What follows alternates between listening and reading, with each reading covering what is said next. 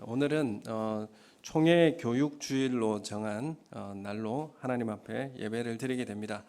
그래서 우리 교육 현장 다음 세대를 우리가 한번 되돌아보고 또 우리 교사와 또 우리 가정에서 어떻게 다음 세대를 위해서 교육하고 또 그 아이들을 이끌어 갈 것인가, 그 미래를 바라보며 또한 예배 드리는 그런 시간을 갖도록 하겠습니다. 그럼 먼저 총회 교육부에서 주신 그 영상 한번 같이 볼 수 있도록 하겠습니다.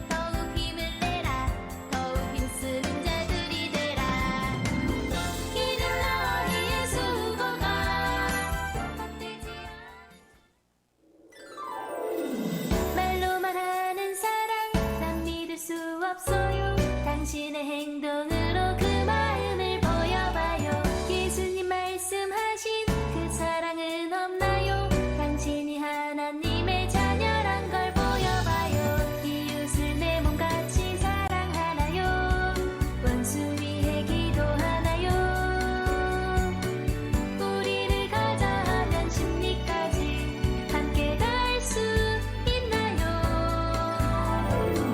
말로만 하는 사랑 난 믿을 수 없어요. 당신의 행동으로 그 마음을 보여봐요. 예수님 말씀하신 그 사랑은 없나요? 당신의 섬김으로 그 믿음을 보여주세요. 누가 나를 위해 복음 들고 온 땅을 두루 다닐까? 주님. 사랑하는 재건교회 성도 여러분, 저는 총회교육위원회 위원 이밀래 목사입니다. 오늘은 교육부서를 섬기는 교사들을 격려하고 성도들이 다음 세대 교육에 관심을 가질 수 있도록 총회에서 지정한 총회교육주일입니다. 학교 교육은 인생의 향방을 좌우하지만 신앙교육은 생명의 향방을 좌우합니다. 근본 총회교육주일을 통해 다음 세대의 신앙교육에 관심을 가져주시고 주일학교에 헌신하며 수고하는 교사들에게 격려와 위로를 당부드립니다. 총회교육위원회에서는 다음 세대 교육을 위해 수고하는 교회와 교사들과 협력하며 지원을 아끼지 않고 있습니다. 성도 여러분들도 총회교육위원회의 사역에 기도와 후원으로 함께 동참해 주시고 늘 관심 가져주시기를 당부드립니다. 감사합니다. 주님 제가 여기 있나이다. 나를 보내소서. 네, 작년 총회 교육부에서 한 내용인데요. 공과도 만들고 또 다음 세대, 차세대 지도자들을 또 교육하는 이런 일들을 쭉 하고 있습니다.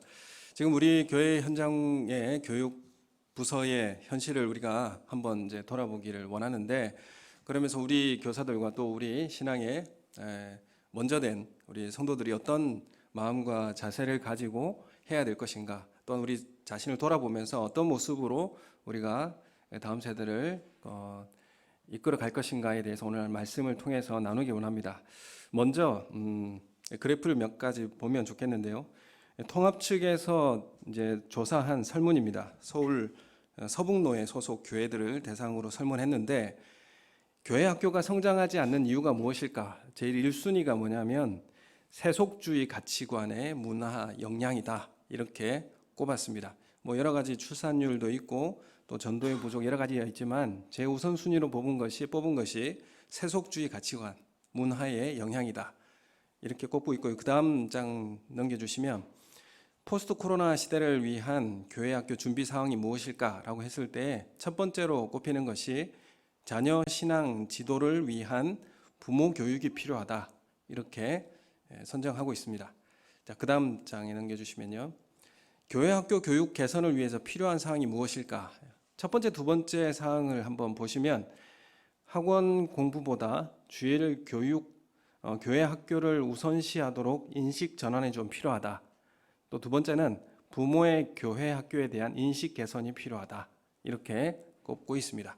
그 다음 장 넘겨주시면 교회 학교 교육을 위해서 노예의 지원 사항이 뭐가 있을까에 대해 설문을 조사했는데 1순위 최고로 나온 게 뭐냐면 교회와 가정 영계 신앙 교육 자료를 제공했으면 좋겠다. 이렇게 이야기하고 있습니다.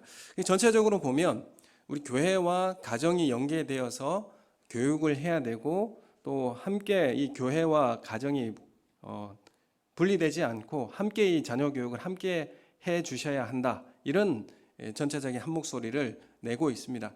그래서 앞으로 우리 포스트 코로나 이후에 우리 교회의 교육을 이러한 모습으로 우리가 가져가야 되지 않는가. 그래서 우리가 오후 찬양 예배 아이들과 함께 예배를 드리고 또 성찬식이 있는 다음 주일 같은 경우에는 이 1, 2부 통합으로 함께 성찬식에 참여하는 그런 예배를 같이 드리고 있습니다. 그래서 자녀들과 우리가 세대 차이가 생기지 않도록 신앙에 대한 세대 차이도 생기지 않도록 함께 예배드릴 수 있는 그런 문화를 공유할 수 있도록 그렇게 훈련하고 있습니다. 우리 총회 교육부서의 상황을 한번 보면 좋겠습니다. 그 다음 장 넘겨주시면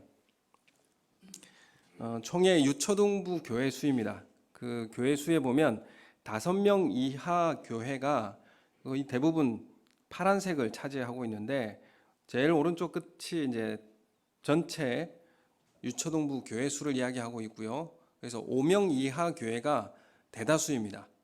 유초등부 교회가 그렇습니다. 그리고 그 다음 장에 보시면 중고등부 인원을 포함한 교회 수인데 중고등부도 5명 이하가 거의 압도적으로 많습니다. 그래서 5명 이하면 1명도 있고 2명도 있고 그런 의미이죠. 그래서 대부분 중고등부 교회가 우리 총회 산하의 교회에 이런 이제 분포를 가지고 있습니다.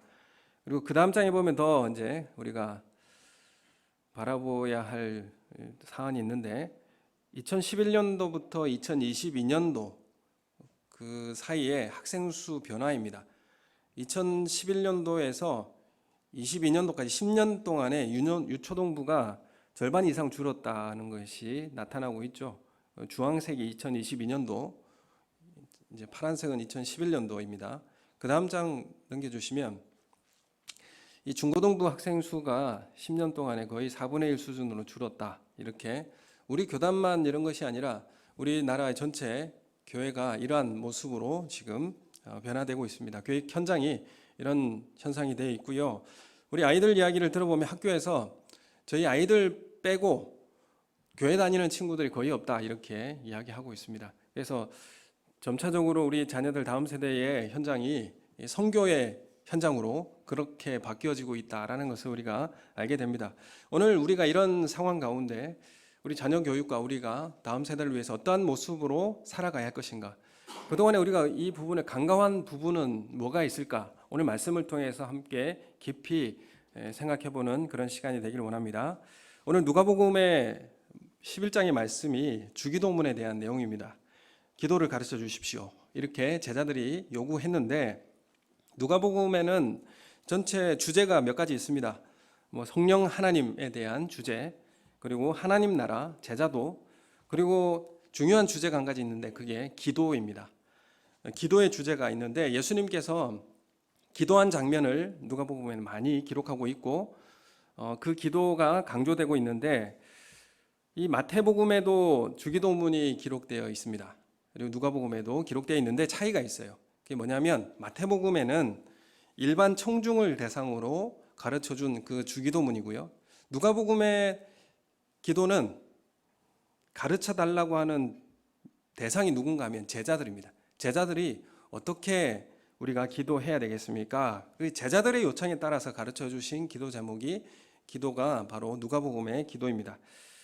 그래서 제자들이 기도를 가르쳐 달라고 요청한 시기가 언제냐면 예수님께서 한 곳에서 기도하시고 마치심에 1절에 보면 그렇게 나와 있죠. 그래서 예수님께서 기도하며 한 곳에서 기도하고 마치셨을 때에 제자들이 기도를 어떻게 해야 됩니까? 이렇게 질문을 한 것이죠.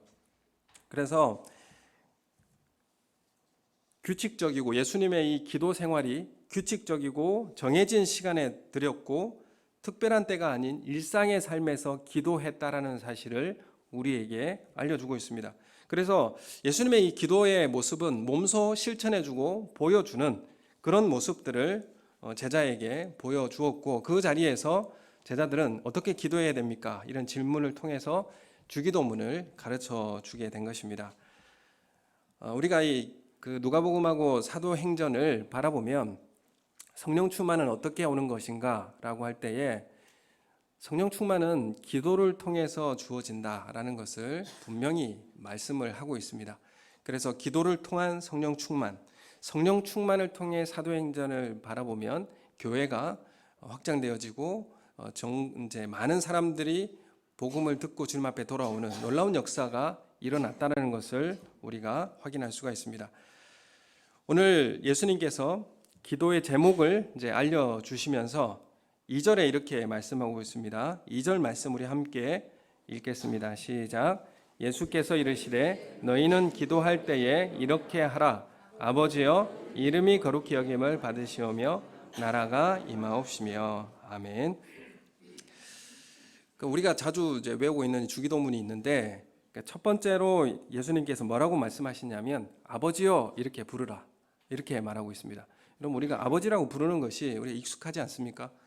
근데 이 아버지라고 부른다는 것이 구약 시대에 하나님을 아버지라고 부른다는 것, 사실 이거는 문화적인 충격이었습니다. 하나님을 어떻게 아버지라고 부를 수 있는가? 이게 그 당시의 이스라엘 백성들의 정서였습니다. 근데 예수님은 지금 하나님을 뭐라고 부르라 이렇게 말하고 있냐면 아버지요 이렇게 부르라고 우리에게 가르쳐주고 있습니다. 그래서 이것을 이제 실제적으로 이야기하면 아빠라고 부르라 그런 의미가 담겨져 있죠.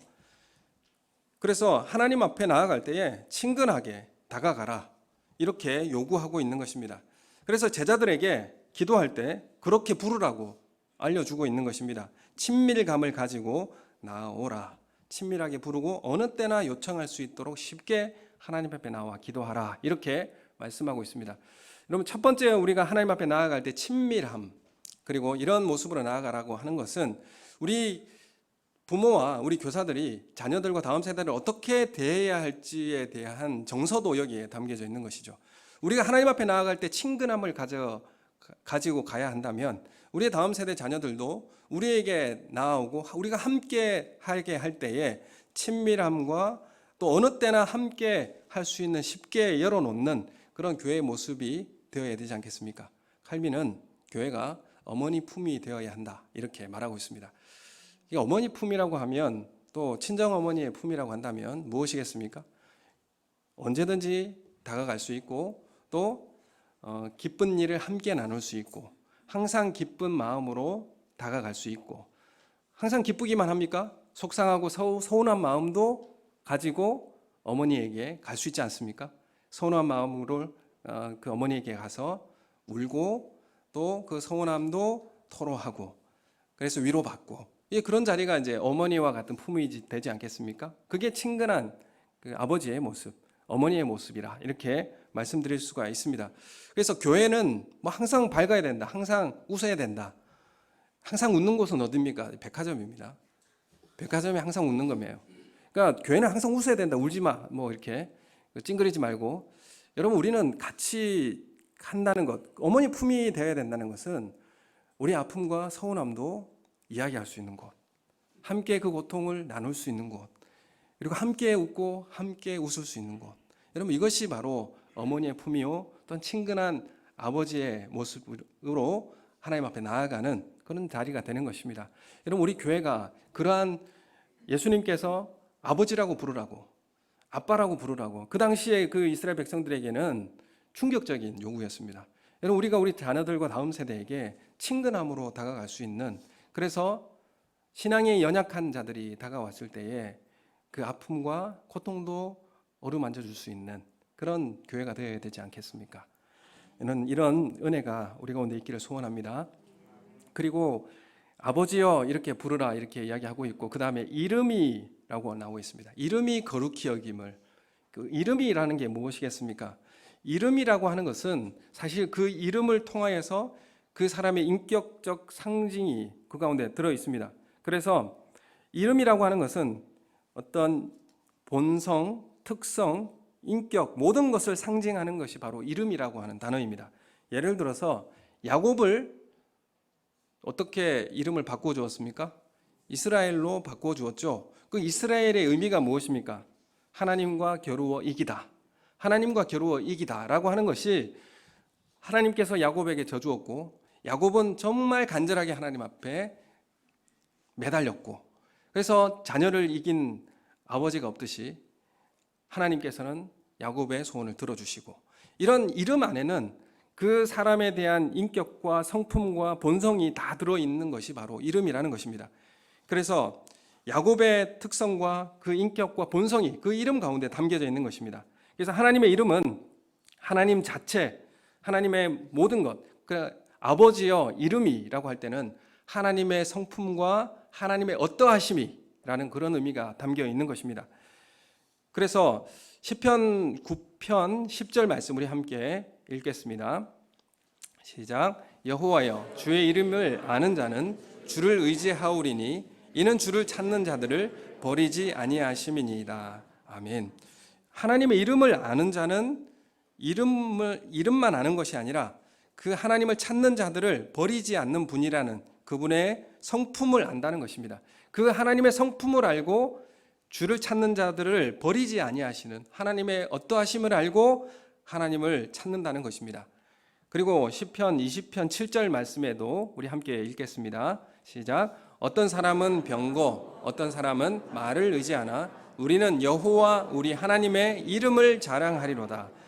하나님 자체를 자랑하는 것입니다. 이름을 자랑한다는 것은 하나님의 어떠하심과 하나님의 성품이 어떠하심에 대한 자랑을 하는다, 이런 의미가 담겨 있는 것이죠.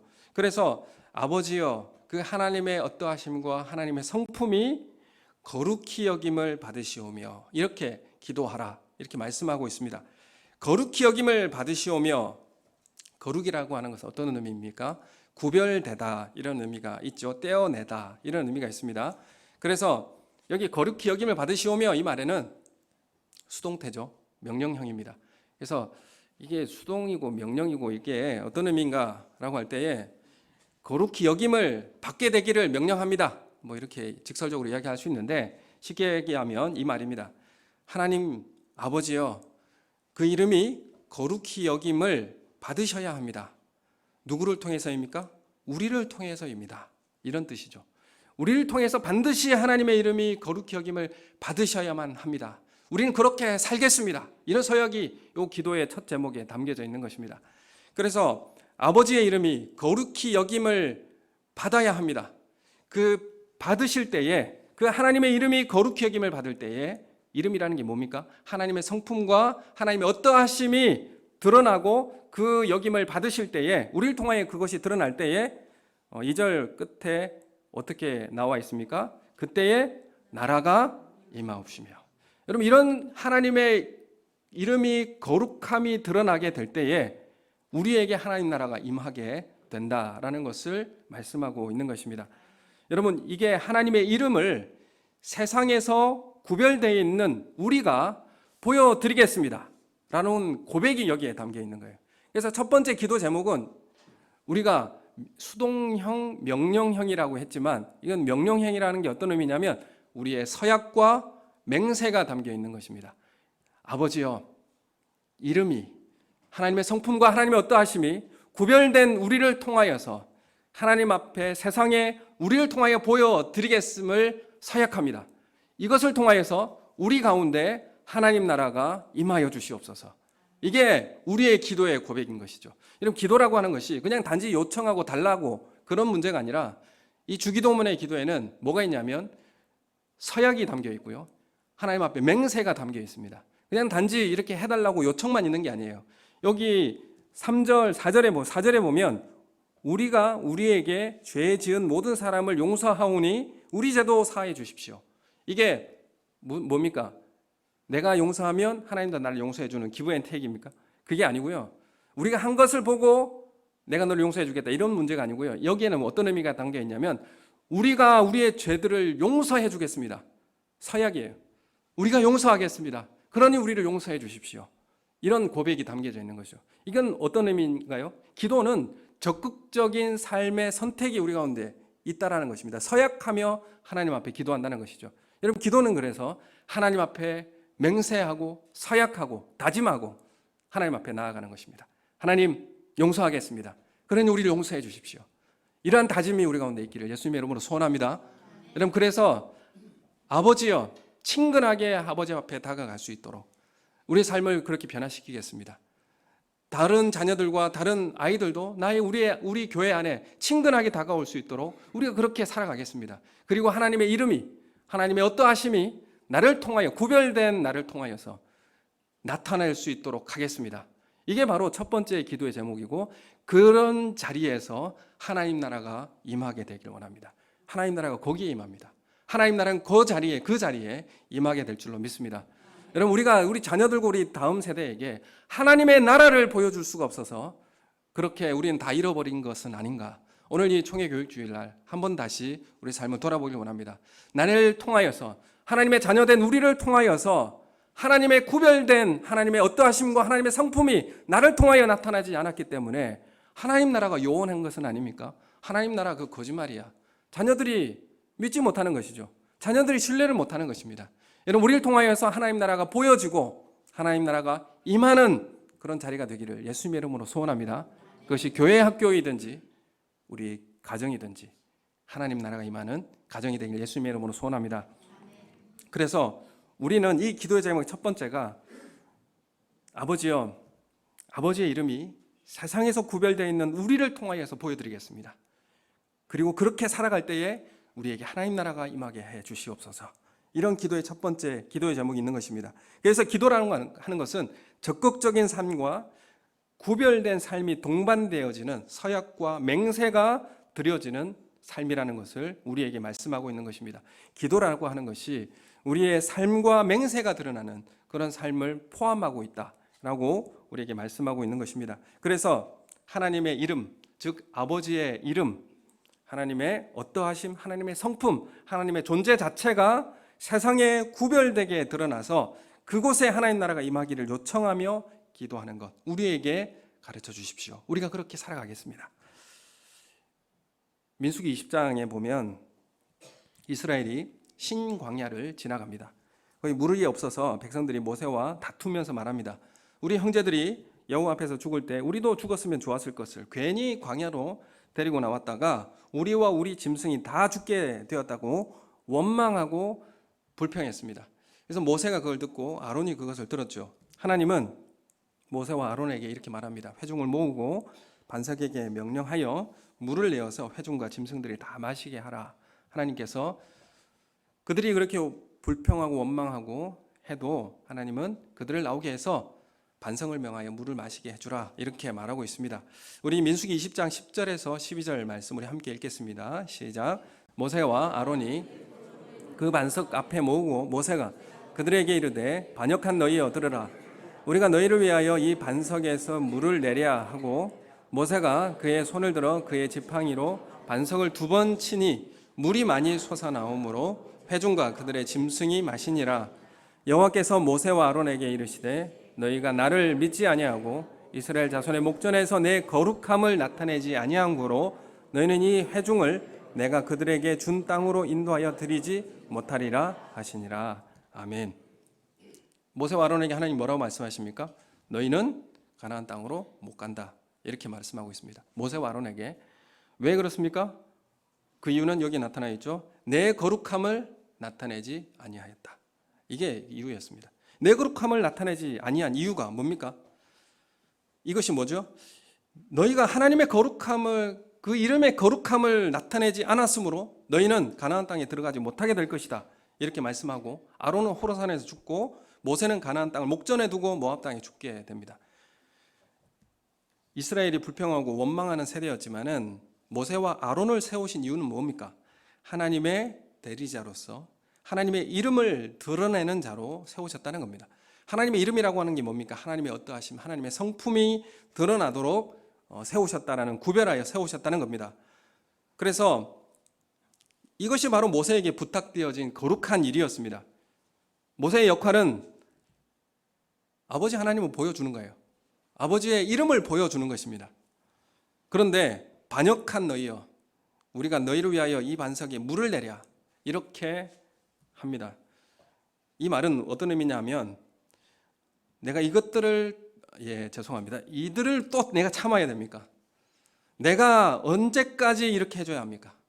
언제까지 이렇게 해줘야 되느냐? 이렇게 토로하는 거죠. 그렇게 말하면서 짜증을 내면서 반석을 내리친 겁니다. 내가 어느 때까지 이렇게 해줘야 되냐라고 반석을 내리친 거죠. 그러므로 하나님의 거룩함을 보여주지 못한 겁니다. 비록 원망하고 불평한 백성이지만 하나님의 성품은 그들에게 물을 주시는 것이었습니다. 그들에게 물을 주셔서 마시우고 다시 살리는 것이 하나님의 성품이요 하나님의 마음이었어요. 그런데 이것을 모세가 그걸 반영해 주지 못했습니다. 그들을 내가 니들 언제까지 참아줘야 되냐 이렇게 질책한 것이죠. 그리고 화가 나서 그 반석을 두 번이나 이렇게 짜증나듯이 두 번 이렇게 딱딱딱 이렇게 내리친 것이죠. 여러분, 우리가 하나님의 이름이 온 세상에 나타내야 하는 요구가 우리에게도 있지 않습니까?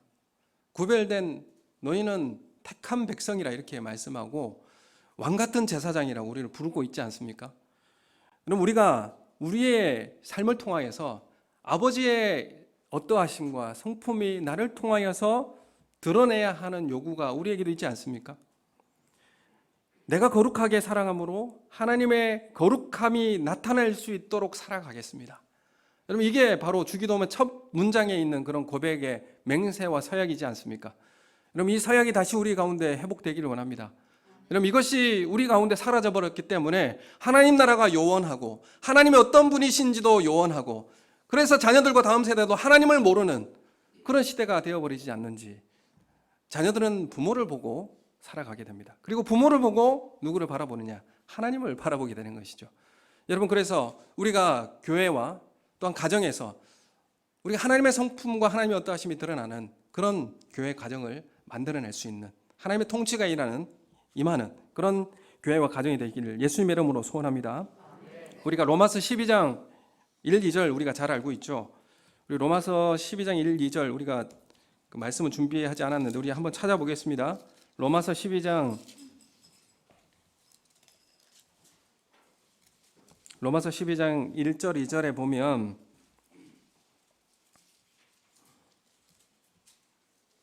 성경 찾으셨으면 로마서 12장 1절 2절 시작. 그러므로 형제들아, 내가 하나님의 모든 자비하심으로 너희를 권하노니 너희 몸을 하나님이 기뻐하시는 거룩한 산 제물로 드리라. 이는 너희가 드릴 영적 예배니라. 너희는 이 세대를 본받지 말고 오직 마음을 새롭게 함으로 변화를 받아 하나님의 선하시고 기뻐하시고 온전한 뜻이 무엇인지 분별하도록 하라. 아멘. 이것이 우리에게 요청되어져 있는 제사이지 않습니까? 이게 우리에게 요청되어져 있는 예배이지 않습니까?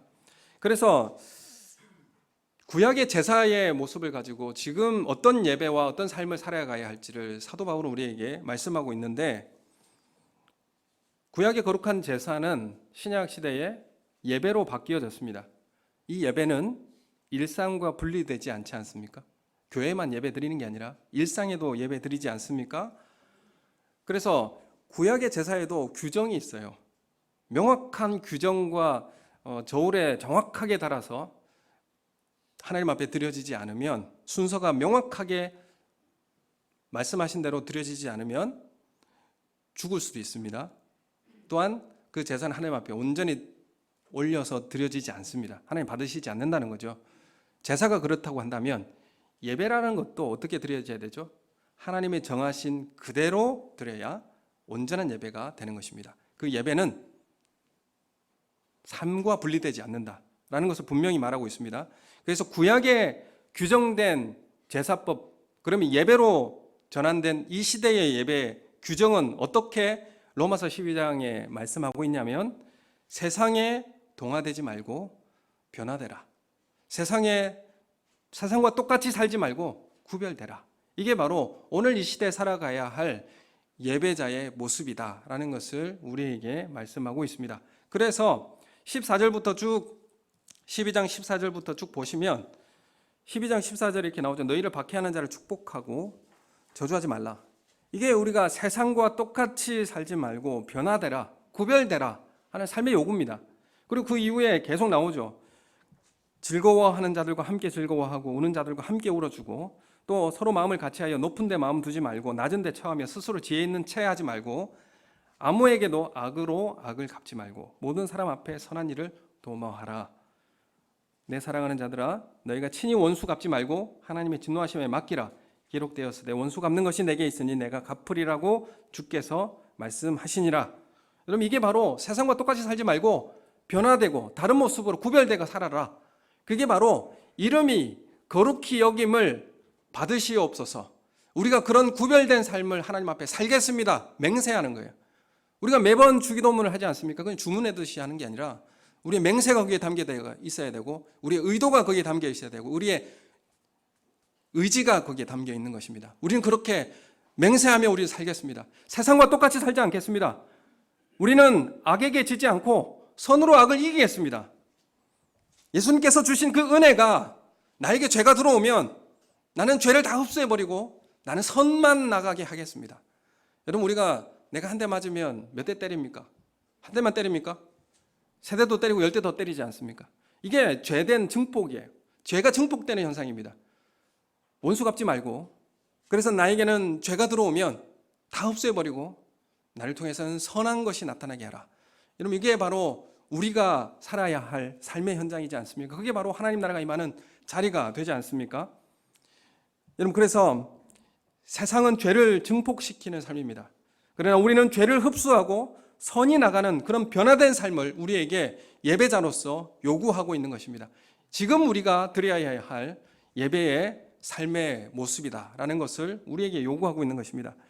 우리의 삶 속에서 하나님의 이름이 거룩히 여김을 받게 되는 그 자리가 아버지의 이름이 영광스럽게 드러나는 자리가 되는 것입니다. 그리고 그곳이 하나님 나라가 임하는 자리가 되는 것입니다. 하나님이 요구하시는 예배의 자리가 세워지고 하나님의 뜻하시는 그 자리가 우리를 통하여서 하나님의 이름이 영광스럽게 드러나는 하나님의 어떠하심과 하나님의 성품이 드러날 수 있는 그 자리가 되는 우리 교회와 우리 가정의 현장이 되기를 예수님의 이름으로 축원합니다. 여러분 우리가 이 일들을 어떻게 가능하게 할 수 있는가? 여러분 이것이 인간의 본성적 모습으로는 할 수 없는 것입니다. 여러분 그래서 성령 충만이 있는 것입니다. 성령의 인도하심을 받아야 한다는 것입니다. 누가복음과 사도행전에 줄곧 나오는 줄기가 뭡니까? 기도입니다. 기도를 통하여서 성령 충만이 일어나고 성령 충만의 능력을 통하여서 교회가 사도행전을 통하여서 보면 온 유대와 사마리아 땅 끝까지 교회가 증거되어지고 증인들이 세워져 가게 되는 것을 우리가 보게 되는 것이죠. 여러분 그래서 교회 교육은 자녀 교육은 사실은 우리가 하지만 우리가 하는 것이 아닙니다. 그것은 무슨 의미입니까? 성령 하나님이 우리를 통하여 하시는 것입니다. 성령 하나님이 우리를 통하여서 우리의 본내적 본성을 죽이고 성령 하나님의 뜻에 순종하여 복종하여 이 일을 준행하는 것. 이것이 바로 교회 교육이요 또는 가정 교육이다. 그리고 그것을 통해서 하나님의 성품과 그 이름이 드러나는 그래서 하나님의 영광 받으시는 그 자리가 되게 하는 것. 그리고 하나님 나라가 임하게 되는 것. 그게 바로 우리에게 요구되어진 사명인 것입니다. 여러분 아무리 지식이 높고 성경 지식이 해박하고 그리고 잠재의식을 이끌어내고 그 능력을 갖추었다고 해도 그것으로 구원을 가져오게 할 수 있습니까? 죄와 악한 영과 사탄과의 영적 전쟁에서 승리할 수 있는 것 무엇으로 가능합니까? 여러분 하나님과 인격적으로 만나는 것 무엇으로 가능합니까? 성령 하나님의 인도하심 없이는 가능하지 않습니다. 오직 성령의 충만함과 인도하심 없이는 가능하지 않습니다. 그렇기 때문에 성령의 인도하심 받으려면 기도하셔야 됩니다. 기도를 통하여서 성령 충만을 받으셔야 되고, 그리고 자녀를 위해서 기도하셔야 되고요. 그리고 우리 주일학교를 담당하신 선생님들이 있다면 그 아이들을 위해서 기도하셔야 됩니다. 기도를 통하여서 이러한 능력의 역사가 나타나게 된다는 것입니다. 그리고 이 시대에, 그래서 우리가 하나님 나라가 우리 가운데 이루어지는 그런 자리가 된다면 말씀보다 이 시대는 자신의 상황을 더 우선순위에 두는 시대입니다. 말씀의 기준보다는 우리의 상황이 더 우선시되는 그런 상황을 살게 됩니다. 우리는 이 시대에 예배를 멸시하고 하나님을 경외하지 않는 이 시대에 우리는 살아가고 있습니다. 이 시대에 우리는 아버지의 이름이 거룩히 여김을 받아서 하나님 나라가 영광스럽게 드러나는 실제적인 사람이 되어 주셔야 합니다. 하나님 나라가 실제적으로 임하는 것을 보여줄 수 있는 그런 우리 성도님들과 우리의 가정이 되기를 예수님의 이름으로 소원합니다. 우리에게 요구되어지는 것, 세상과 똑같이 살지 말고 그리고 변화되어서 하나님의 이름이 어떠하심이 드러나는 그런 삶으로 살아내라 라는 것이 우리에게 요구되어지는 예배의 삶이라는 것을 우리가 분명히 말씀하고 있습니다. 여러분, 이런 삶으로 살아내기를 원합니다. 그래야 해서 오늘 앞서서 말씀드렸듯이 교회와 가정과의 연계되어지는 것, 부모와 그 자녀들이 그 말씀 안에서 양육되어지는 그런 연계되어지는 교회의 현장이, 또한 가정의 현장이 그렇게 변화되어지기를 예수님의 이름으로 축원합니다.